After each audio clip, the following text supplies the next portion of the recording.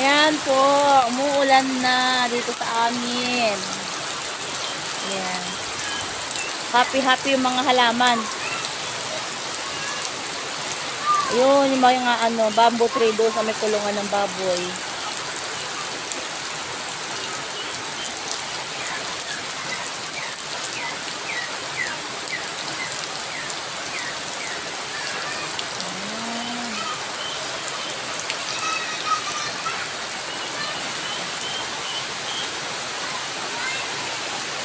O, diba guys? Happy yung mga puno.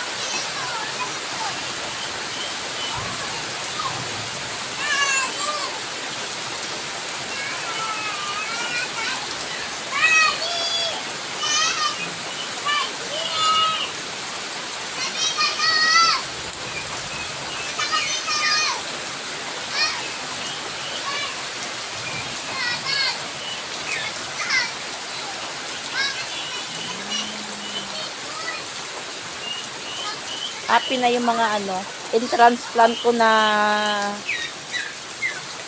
mga kamatis, tapos mga pipino doon sa likod sa aking garden doon.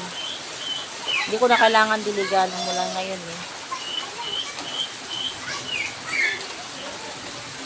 Ayan yung aking puno ng mulberry. Tapos yung katabi naman na yan, yung aking kalamansi. Tapos eto mango tree. Ano na sila guys? Salo-salo together.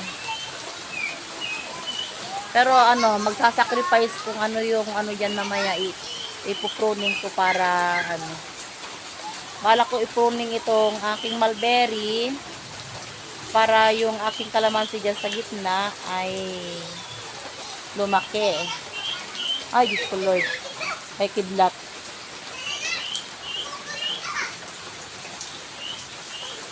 So, ayan lang guys, ang aking kwento for today. I-flex ko lang yung ulan dito sa diba? May thunder pa. Naliligo si Dandan, hindi ko pwedeng kasi wala siyang damit sa pantaas eh, kaya hindi ko pwedeng i-video. Sumilong sila doon. Ayun sila, sa may tang halaman. Sumilong kasi kumidlat ka kumulog.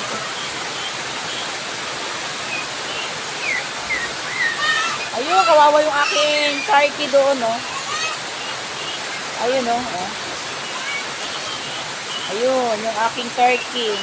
May bubong naman siya, kaya lang, yung inaapakan niya is, may tubig. So, ipapasilong ko kay Lakay mamaya.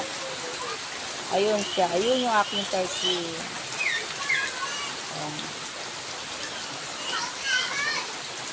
So, yan lang guys, ang aking kwento. Thank you for watching and God bless us all. Bye-bye!